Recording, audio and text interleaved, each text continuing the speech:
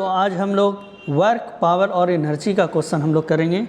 CTET 6 to 8 paper 2 का हम लोग साइंस का तैयारी कर रहे हैं, जिसमें हम लोग फिजिक्स का टॉपिक वाइज क्वेश्चन को हम लोग देख रहे हैं। तो उसमें आज हम लोग देखेंगे work, power, energy and gravitation का क्वेश्चन। तो चलिए स्टार्ट करते हैं।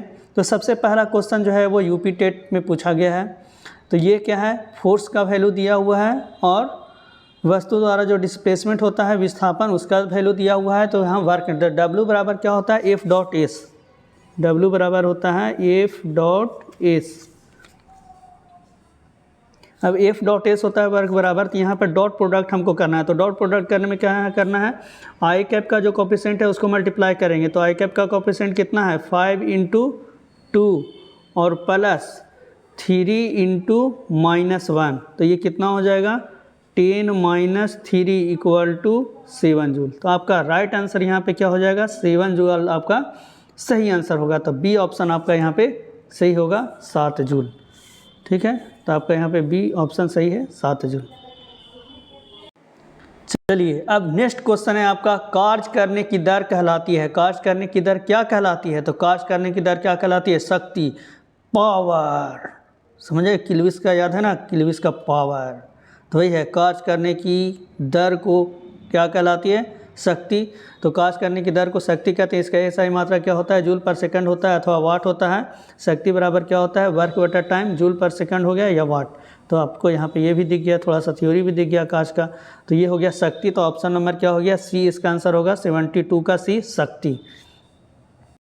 नेक्स्ट क्वेश्चन है, किसी मशीन पर यांत्रिकीय कार्य करने हेतु प्रयुक्त बल कहलाता है। किसी मशीन पर हम यांत्रिकीय कार्य कर रहे हैं तो उसके हेतु जो प्रयुक्त बल है, उस प्रयुक्त बल को हम लोग क्या कहते हैं, इफर्ट, प्रयास या आयास कहते हैं। तो ये ऑप्शन नंबर बी आपका यहाँ पे सही है। किसी मशीन पर यांत्रिकीय कार्य करने हेतु तो प्रयुक्त बल जो है वो क्या कहलाता है, तो प्रयास कहलाता है, इफर्ट कहलाता है।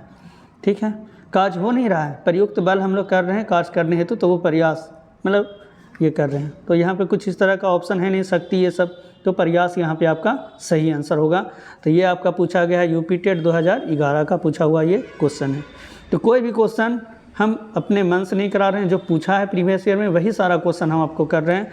इसलिए बस आप पढ़ते जाइए, समझते जाइए, आपका काम होते जाएगा।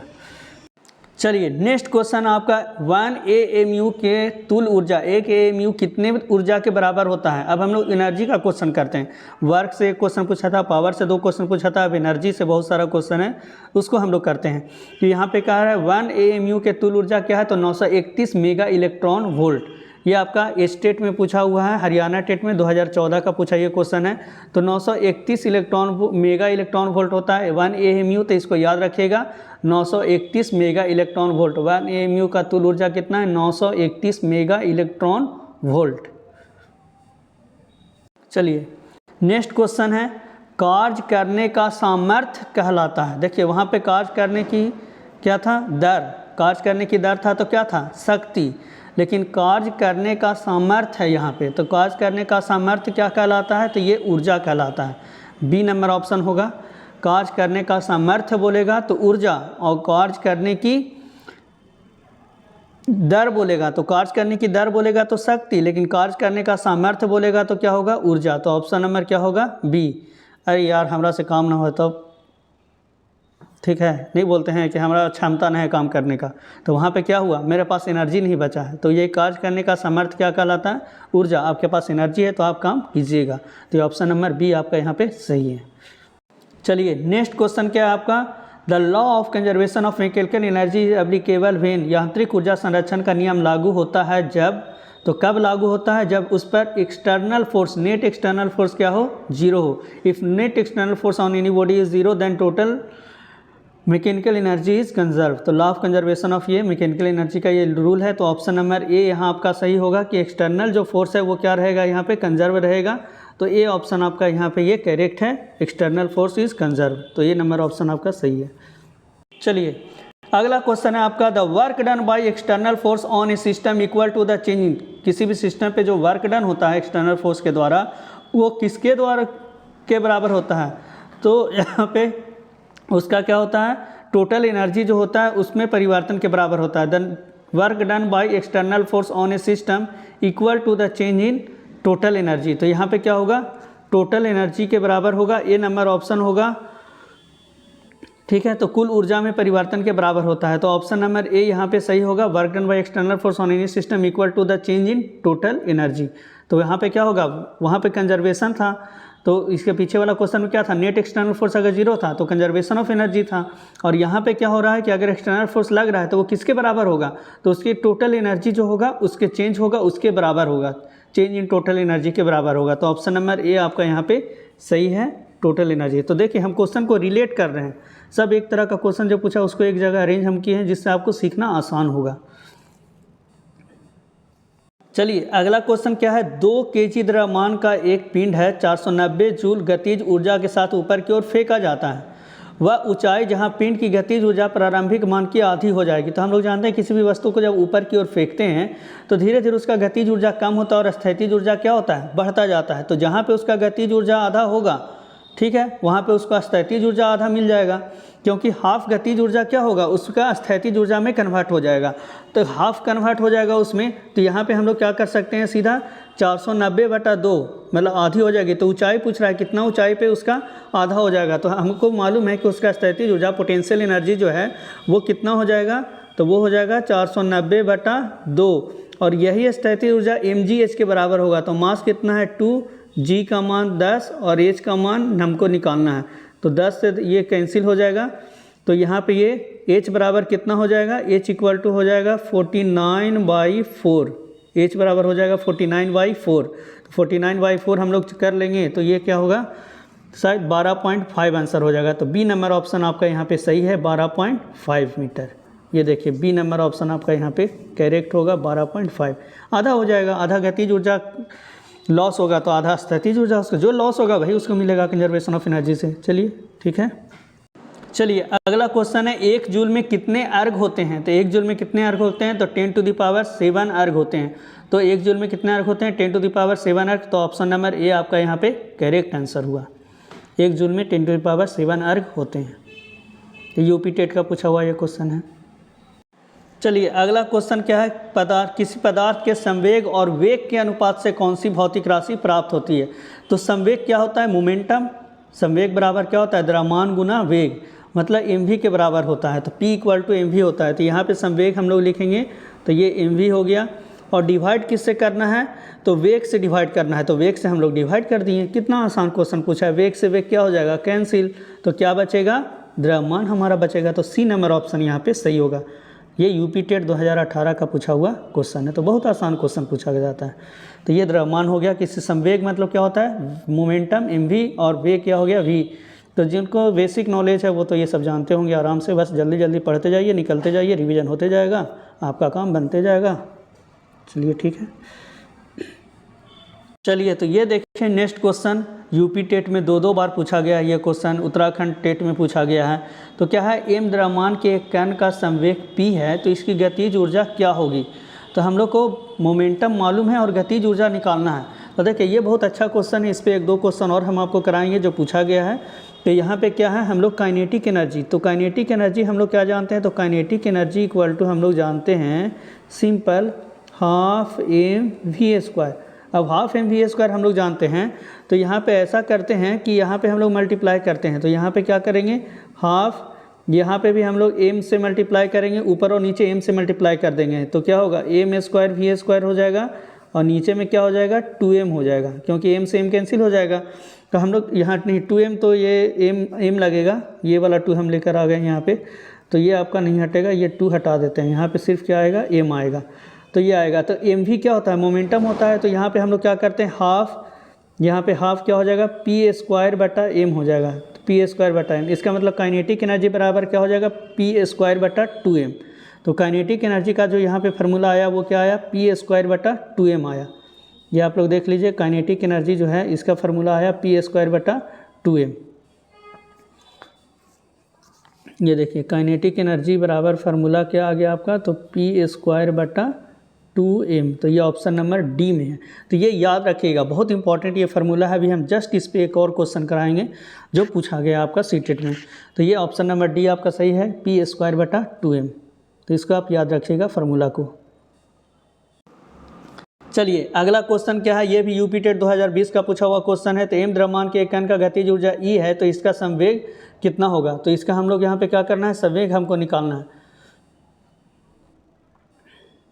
तो अभी जस्ट हम लोग जाने, तो अभी जस्ट हम लोग क्या फार्मूला पढ़े हैं, काइनेटिक एनर्जी बराबर, तो काइनेटिक एनर्जी बराबर पी स्क्वायर बटा 2m पढ़े हैं। तो ई इक्वल टू क्या हो गया, पी स्क्वायर बटा 2m। तो हमको p का मान निकालना है, तो पी स्क्वायर बराबर कितना हो जाएगा 2me। तो यहाँ से क्या हो जाएगा p इक्वल टू √2me। तो ये क्या हो जाएगा, ऑप्शन नंबर ए आपका सही है, √2me। चलिए नेक्स्ट क्वेश्चन पे हम लोग चलते हैं। चलिए अगला क्वेश्चन क्या है, यदि किसी पिंड के गतिज ऊर्जा में 0.1% की वृद्धि होती है तो उसके संवेग में प्रतिशत वृद्धि क्या होगी। ये अच्छा क्वेश्चन है एक आपका। तो ये भी उसी फार्मूला से रिलेटेड है। ये देखिए आपको कैसे हम बनाते हैं। तो काइनेटिक एनर्जी बराबर अभी हम लोग क्या पढ़े थे, पी स्क्वायर बटा 2m। और गतिज ऊर्जा में परिवर्तन हो रहा है, 0.1% का वृद्धि हो रहा है, तो संवेग में कितने प्रतिशत का वृद्धि होगा। तो हम लोग क्या जानते हैं, तो P बराबर अभी हमारा क्या फार्मूला आया था, √2me, मतलब E हो गया काइनेटिक एनर्जी। तो देखिए मास तो यहाँ नहीं चेंज हो रहा है, 2 भी कांस्टेंट है, तो इससे हमको कोई मतलब नहीं है। तो इससे क्या पता चल रहा है, तो इससे पता चल रहा है कि ये जो आपका जो मोमेंटम है P, वो क्या है, डायरेक्टली प्रोपोर्शनल टू √E है। इसका मतलब P जो है डायरेक्टली प्रोपोर्शनल हो गया E पे पावर 1/2। √, का मतलब 1/2 होता है। और जब भी इस तरह का परसेंटेज चेंज वाला क्वेश्चन रहता है, परसेंटेज चेंज वाला क्वेश्चन रहता है, और जिसमें परसेंटेज क्या हो, 5% से कम हो, 1%, 2%, 0.1% यहाँ पे है, तो उसमें जो पावर होता है वो पावर आगे आकर के मल्टीप्लाई हो जाता है। तो पावर आगे आकर के मल्टीप्लाई होता है, तो change in momentum del p equal to क्या करेंगे, half into percentage change in kinetic energy, half into percentage change in kinetic energy. अब 0.1% है, उसका हाफ हम लोग करेंगे, तो 0.1% का हाफ करेंगे तो क्या होगा, 0.05 आएगा। तो यहाँ पे क्या होगा, हाफ इंटू 0.1% करेंगे तो 0.05। तो ए नंबर ऑप्शन आपका यहाँ पे क्या होगा, करेक्ट होगा। हाफ इंटू 0.1 करेंगे तो 0.05 आएगा। चलिए, तो इस तरह का कोई भी क्वेश्चन आप इस ट्रिक से कर सकते हैं, लेकिन कंडीशन क्या है कि 5% से कम चेंज होना चाहिए। 5% से ज़्यादा चेंज होगा तो उसको बनाने का फिर दूसरे रूल है। चलिए अगला क्वेश्चन क्या है, यदि किसी वस्तु का संवेग अपरिवर्तित रखते हुए उसका द्रव्यमान दुगना कर दिया जाए तो उसकी गतिज ऊर्जा क्या होगी। तो इसकी गतिज ऊर्जा में क्या होगी, तो ये पूछ रहा है। तो यहाँ पे क्या कर रहा है, संवेग में कोई परिवर्तन नहीं कर रहे हैं और द्रव्यमान को क्या कर रहे हैं, दुगना कर रहे हैं। देखिए अभी जस्ट हम लोग पढ़े ये फार्मूला, क्या फार्मूला पढ़े हैं, ये स्टेट का पूछा हुआ क्वेश्चन है। तो हम लोग क्या पढ़े हैं, काइनेटिक एनर्जी और मोमेंटम में हमको रिलेशन निकालना है। तो काइनेटिक एनर्जी बराबर अभी हम लोग क्या पढ़े फार्मूला, पी स्क्वायर बटा 2m। अब इसमें क्या करें, यदि किसी वस्तु के संवेग अपरिवर्तित रखते हुए, तो मतलब संवेग में कोई परिवर्तन नहीं रखते, उसके द्रव्यमान को दुगना कर दिया जाए। अब देखिए द्रव्यमान को अगर हम 2 गुना कर देंगे तो नीचे में 2m और एक्स्ट्रा आ जाएगा, तो 1/2 मतलब ये होगा। अब यहाँ पे दुगना कर देंगे तो हाफ हो जाएगा कि नहीं। अगर हम 1/2 कर देंगे यहाँ पे फिर से हमको यहाँ क्या करना है, दुगना करना है। तो इसको दुगना करना है तो नीचे में हम 2 से मल्टीप्लाई करेंगे तो ये दुगना हो जाएगा। तो पहले का काइनेटिक एनर्जी पी स्क्वायर बटा 2m था और उसका भी हाफ हो जाएगा, तो 1/2 काइनेटिक एनर्जी हो जाएगा, तो आधी रह जाएगी। तो ऑप्शन नंबर क्या होगा, सी यहाँ पे करेक्ट आंसर होगा, आधी रह जाएगी। देख रहे हैं एक ही फार्मूला से कितना। तो सीटेट में भी ये क्वेश्चन पूछ सकता है, काइनेटिक एनर्जी बराबर पी स्क्वायर बटा 2m। तो इसको आप नोट आउट कर लीजिए, इस फार्मूला को, बहुत इंपॉर्टेंट है आपके लिए। Thank you. चलिए अगला क्वेश्चन क्या है आपका, किसी हल्की और भारी वस्तु, एक वस्तु है जो हल्का है, एक वस्तु है जो भारी है, कि गतिज ऊर्जा बराबर है। अब बताइए, एक ट्रक है और एक साइकिल है, या एक ट्रक और एक कार बोल सकते हैं। तो ट्रक भारी होता है, कार क्या होता है, हल्का होता है। दोनों का काइनेटिक एनर्जी क्या है, इक्वल है। अब दोनों का काइनेटिक एनर्जी इक्वल है तो उसके वेग के संबंध में कौन सा कथन सत्य है। अब हम लोग जानते हैं कि ट्रक का वेट क्या है, ज़्यादा है, और कार का वेट क्या है, कम है, और दोनों का एक ही मोशन से चल रहा है। मतलब एक ही मोशन से नहीं चल रहा है, वेग बराबर नहीं है, काइनेटिक एनर्जी जो गतिज ऊर्जा है वो बराबर है। तो पूछ रहा है उसके वेग के संबंध में क्या रिलेशन होगा। तो हम लोग ऑटोमेटिक जानेंगे कि जिसका मास कम रहेगा उसका वेग क्या रहेगा, अधिक रहेगा, और जिसका द्रव्यमान ज़्यादा है उसका वेग क्या होगा, कम होगा, क्योंकि काइनेटिक एनर्जी हमको सेम करना है। तो काइनेटिक एनर्जी अगर हमको सेम करना है तो काइनेटिक एनर्जी बराबर क्या होता है, हाफ mv²।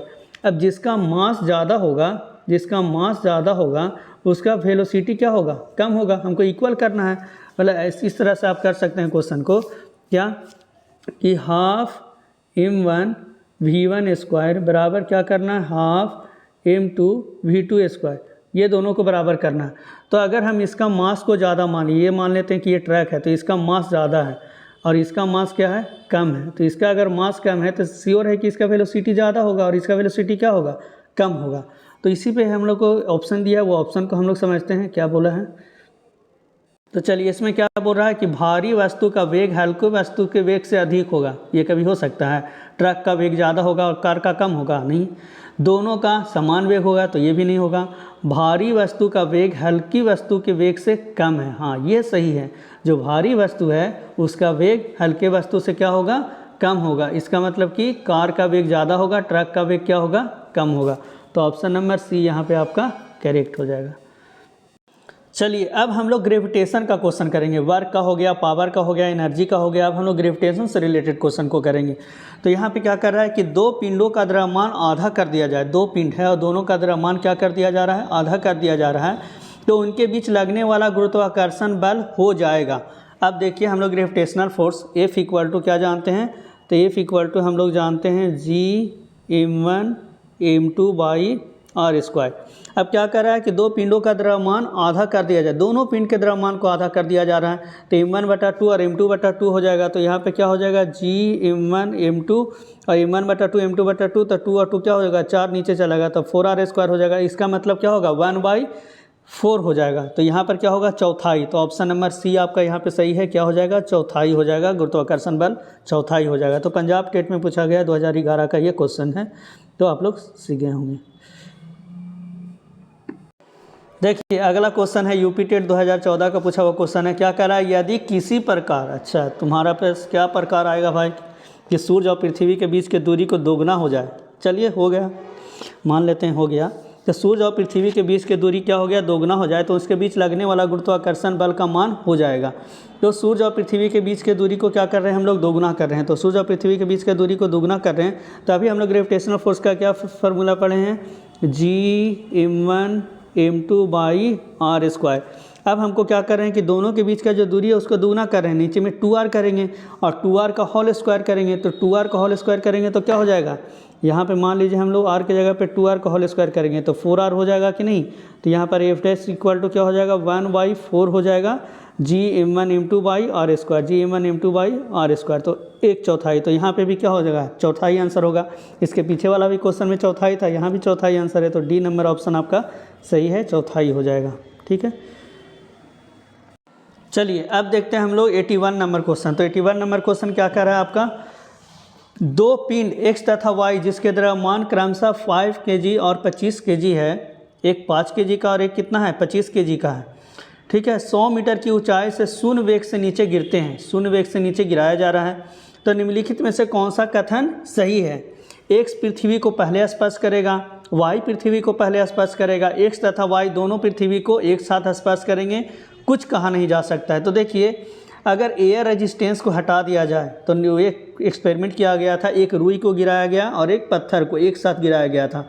तो ये कहना था कि दोनों में से कौन पहले गिरता है। तो अगर एयर रेजिस्टेंस को हटा दिया जाता है और अगर एक्सपेरिमेंट किया जाता है वैक्यूम में, तो दोनों एक साथ गिरता है, रुई भी और पत्थर भी दोनों एक साथ गिरता है, क्योंकि दोनों पर सेम ग्रेविटेशनल फोर्स लगता है, जो एक्सेलरेशन है दोनों का सेम है। तो यहाँ पे क्या होगा, मास से कोई मतलब नहीं है, मास से यहाँ पे कोई रिलेशन नहीं है, सिर्फ एक्सेलरेशन से उसका क्या होता है, इसका ऊपर में तो शून्य वेग मतलब विरामावस्था से नीचे गिराया गया। तो बोल रहा है कि शून्य वेग से नीचे गिरते हैं से कौन सा कहते हो, पृथ्वी को पहले स्पर्श करेगा। तो यहाँ पे क्या होगा, दोनों एक साथ पृथ्वी को स्पर्श करेगा। तो ऑप्शन नंबर क्या होगा आपका यहाँ पे सी सही होगा, कि दोनों एक साथ पृथ्वी को क्या होगा, स्पर्श करेगा। क्योंकि यहाँ पे हम लोग डिस्प्लेसमेंट पढ़ेंगे तो एस इक्वल टू क्या होता है, ut plus half AT square होता है, हाफ AT स्क्वायर। तो डिस्प्लेसमेंट दोनों को समान ऊंचाई से गिराया जा रहा है, ऊंचाई तो 100 मीटर की ऊंचाई से गिराया जाता है। u का वैल्यू 0 हो गया और हाफ AT स्क्वायर, a का वैल्यू सबके लिए g होगा और t वही लगेगा। तो यहाँ पे क्या होगा, दोनों एक साथ गिरेगा। चलिए तो ठीक है, आपको समझ में आ गया होगा। तो ऑप्शन नंबर सी सही होगा, दोनों एक साथ पृथ्वी को स्पर्श करेगा। ये छत्तीसगढ़ टेट में पूछा गया 2016 का क्वेश्चन है। अगला क्वेश्चन क्या है, ये भी उत्तराखंड टेट में पूछा गया। चंद्रमा के पृष्ठ के निकट मुक्त रूप से गिरते विभिन्न द्रव्यमानों के दो पिंडों कि क्या होंगे, वेग किसी भी क्षण समान होंगे, कि विभिन्न त्वरण होंगे, विभिन्न त्वरण तो होगा नहीं, क्योंकि ग्रेविटेशनल फोर्स क्या होगा, इक्वल होगा। चंद्रमा पर करे तो उसका अपना एक अलग है ग्रेविटेशनल फोर्स G/6, पृथ्वी पे करे तो G है, तो वो क्या होगा, सब वस्तु के लिए एक ही है, अलग अलग वस्तु के लिए अलग नहीं होगा। तो यहाँ पे क्या होगा, विभिन्न द्रव्यमान के वस्तु है तो उसका सबका वेग किसी भी क्षण क्या होगा, समान होगा। तो ऑप्शन नंबर ए आपका यहाँ पे करेक्ट आंसर होगा। किसी भी क्षण क्या होगा, वेग क्या होगा, पृथ्वी पर करे, चंद्रमा पर करे, मंगल ग्रह पर करे, बृहस्पति ग्रह पर करे, कुछ पर भी करेंगे, सब में ग्रेविटेशनल फोर्स क्या होगा, इक्वल होगा हर वस्तु के लिए। तो बी ऑप्शन तो होगा नहीं। सी ऑप्शन पर समान परिणाम के बल कार्य करेंगे तो बल नहीं, यहाँ पे मास अलग अलग है तो एम के कारण क्या होगा, बल चेंज हो जाएगा, जड़त्व में परिवर्तन हो जाएगा तो हाँ होगा। लेकिन यहाँ पे क्या होगा, वेग किसी भी क्षण क्या होगा, समान होगा। तो ऑप्शन नंबर ए आपका करेक्ट आंसर होगा। चलिए अगला क्वेश्चन क्या है, निम्न में से कौन सी परिघटना गुरुत्वाकर्षण बल के आधार पर समझाई नहीं जा सकती है। कौन सा घटना है जिसको हम ग्रेविटेशनल फोर्स के आधार पर नहीं समझा सकते हैं। तो पहला ऑप्शन क्या है, सूर्य के चारों ओर ग्रहों की गति, तो ये ग्रेविटेशनल फोर्स के कारण होता है।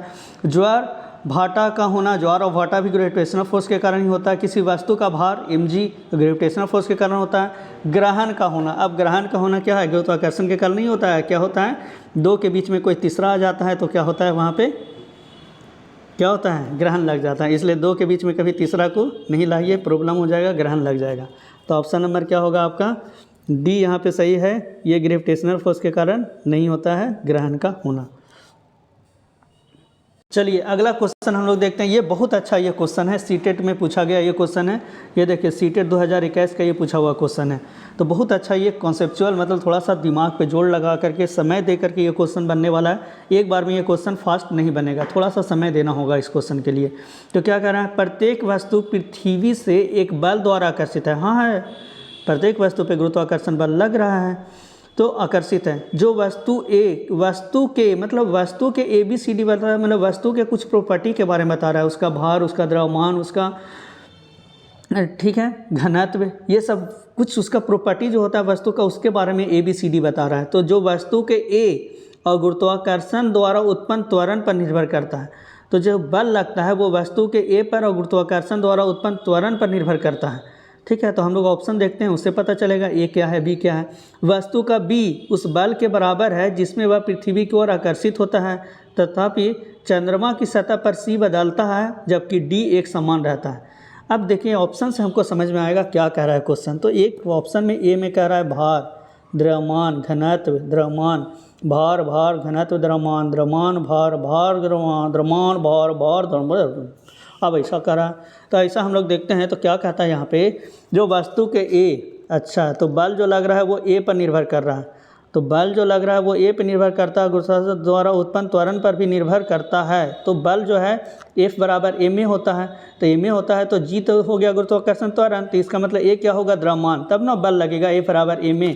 इसका मतलब A क्या है, A द्रव्यमान होगा। अब देखिए A द्रव्यमान वाला कौन सा ऑप्शन है, तो C और D ऑप्शन है जिसमें A क्या है, द्रव्यमान है। तो इसका मतलब C और D में से ही कोई ऑप्शन सही होगा। इसी तरह से ऑप्शन को छाटा कीजिए। दूसरा क्या है, वस्तु का B उस बल के बराबर है जिसमें वह पृथ्वी की ओर आकर्षित होता है। तो पृथ्वी जिस बल से अपनी ओर आकर्षित करता है उस बल को वस्तु का क्या कहते हैं, भार कहते हैं, mg। F इक्वल टू क्या होता है, mg। तो ये क्या हो जाएगा, भार। इसका मतलब सेकंड ऑप्शन क्या होगा, भार। अब देखिए यहाँ पर B और C, ये C और D ऑप्शन में B, दोनों में B में क्या दिया है, भार दिया है। तो इससे अभी दोनों ऑप्शन नहीं अलग हुआ है। चलिए अगला क्या कहता है कि तथापि चंद्रमा की सतह पर C बदलता है जबकि D एक समान रहता है। अब बताइए अगर कोई वस्तु को हम पृथ्वी से चंद्रमा पर ले जाएंगे तो उसका किस प्रॉपर्टी में चेंज होगा, क्या उसका द्रव्यमान बदलेगा या फिर उसका भार बदलेगा। तो क्या होता है, उसका भार में चेंज होता है, G/6 होता है, तो उसका वेट 1/6 हो जाएगा, लेकिन उसका द्रव्यमान क्या रहता है, वही रहता है। तो D एक समान रहता है, इसका मतलब D क्या हो जाएगा, द्रव्यमान होगा, और C क्या हो जाएगा, भार हो जाएगा। तो ऑप्शन नंबर C में देखिए A द्रव्यमान, B भार, C भी भार है, लेकिन D क्या है, द्रव्यमान है। तो ऑप्शन नंबर C आपका यहाँ पे क्या होगा, करेक्ट आंसर होगा। तो थोड़ा सा ये समय देने वाला क्वेश्चन है तब ये बनेगा। चलिए बहुत अच्छा ये क्वेश्चन पूछा था। चलिए अगला क्वेश्चन क्या है, कह रहा है एक व्यक्ति का द्रव्यमान पृथ्वी पर 72 kg है, ठीक है, 72 kg है द्रव्यमान। चंद्रमा की सतह पर G का मान पृथ्वी की सतह पर G के मान का 1/6 है, तो चंद्रमा पर व्यक्ति का द्रव्यमान होगा। देखिए कितना कंफ्यूज करने के लिए क्वेश्चन दिया है ये इतना इन्फॉर्मेशन भी दे दिया है कि पृथ्वी पर जी का मान है और चंद्रमा पर क्या हो जाता है, g/6 होता है। तो बताइए चंद्रमा पर व्यक्ति का द्रव्यमान कितना होगा। तो अभी जस्ट हम लोग समझे कि द्रव्यमान चेंज नहीं होता है, द्रव्यमान में कोई परिवर्तन नहीं होता है, सिर्फ और सिर्फ क्या होता है, भार में परिवर्तन होता है। तो द्रव्यमान में कोई परिवर्तन नहीं होता है। इसका मतलब यहाँ पे क्या होगा, पृथ्वी पर अगर वो 72 kg का है तो चंद्रमा पर जाएगा तो भी कितना होगा, 72 kg का। ये गलती मत कीजिएगा कि उसका द्रव्यमान 1/6 कर दीजिएगा। अगर भार रहता तो 1/6 हो जाता, लेकिन द्रव्यमान है 72 kg का तो वो चेंज नहीं होगा। तो ऑप्शन नंबर क्या होगा, सी आपका यहाँ पे करेक्ट आंसर होगा कि वहाँ पर भी उसका भार कितना, ये द्रव्यमान कितना रहेगा, तो 72 kg रहेगा। चलिए अगला क्वेश्चन है पंजाब टेट 2011 में पूछा हुआ क्वेश्चन है। क्या कह रहा है, चंद्रमा पर वायुमंडल अनुपस्थित है। चंद्रमा पर वायुमंडल नहीं है, क्यों? क्योंकि यह पृथ्वी के निकट है, या पृथ्वी की परिक्रमा करता है, इसका गुरुत्वीय त्वरण क्या है, कम है, इसका गुरुत्वीय त्वरण अधिक है। तो देखिए गुरुत्वीय त्वरण तो कम है, ये तो हम लोग जानते हैं क्योंकि g/6 होता है। तो ये एक रीज़न हो सकता है, क्योंकि पृथ्वी के निकट है, ये तो नहीं होगा। परिक्रमा करता है तो उसके कारण तो दिन रात होता है, ये मौसम में परिवर्तन होता है।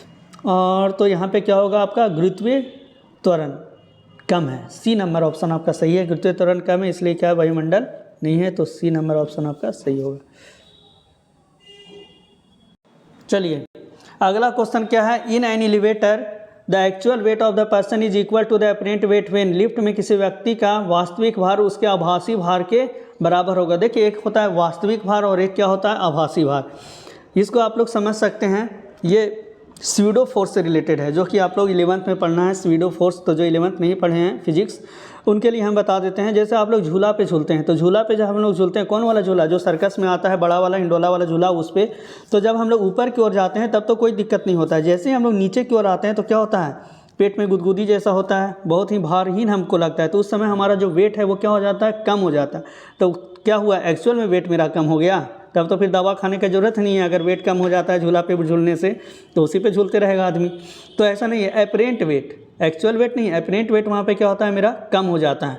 और जब ऊपर की ओर बढ़ते हैं तो मेरा क्या होता है, ज़्यादा हो जाता है। उसी तरह से लिफ्ट में भी होता है। अगर लिफ्ट में हम वेटिंग मशीन नीचे रख करके और लिफ्ट में हम ऊपर चढ़े नीचे आएँ तो वहाँ पे अगर हम लोग अपना वेट को देखेंगे तो अलग अलग होगा, लेकिन वहाँ पे नॉर्मल लिफ्ट में नहीं होगा। क्योंकि नॉर्मल लिफ्ट जो हम लोग लगाते हैं घर में या फिर जो हॉस्पिटल ये सब में या में लगा हुआ रहता है, तो वो क्या होता है, वो कांस्टेंट वेलोसिटी से चलता है। उसमें जो वेग होता है वो कांस्टेंट रहता है, इसलिए वहाँ पे वेट में हम लोग को कोई चेंजिंग नहीं दिखेगा।